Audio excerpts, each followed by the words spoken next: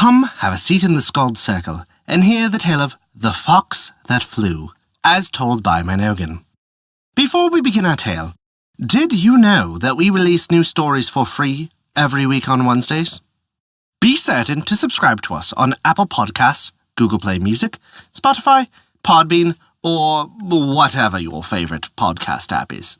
That way, you'll never miss out when we release free bonus stories other days of the week. Never forget, visit thescaldcircle.com to stay up to date with all of our current happenings, and to also visit our story archive, sorted by origin and region. Now then, this begins the tale of The Fox That Flew.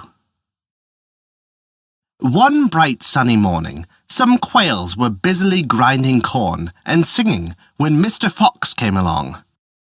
What a delicious dinner those quails will make, thought Mr. Fox.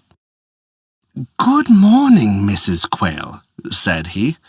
What a fine occupation for so pleasant a morning.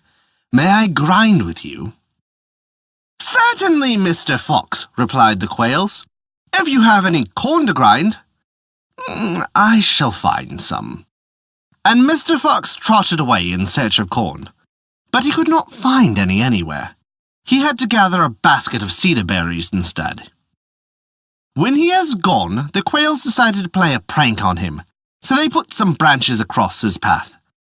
Mr. Fox did not see the branches, of course, so he tripped, and down he fell and spilled all of his cedar berries. The quails laughed at him and began to eat the berries. Stop, cried Mr. Fox. You cannot have my berries. But if you help me pick them up, I will give one to each of you. So the quails helped him to pick up the berries, and he ground them into meal. It is now time to bake our corn cakes, said the quails, and they baked and ate their cakes. I'm thirsty, said one. Let us all fly up to the lake on the mountain top for a drink. I cannot fly, moaned Mr. Fox. Please do not leave me.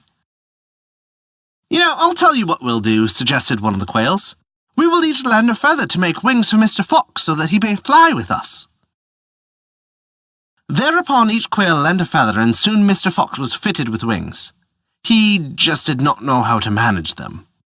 Indeed, he was as clumsy as could be, but he flipped and flopped until he finally reached the steep mountain top as soon as any of the quails.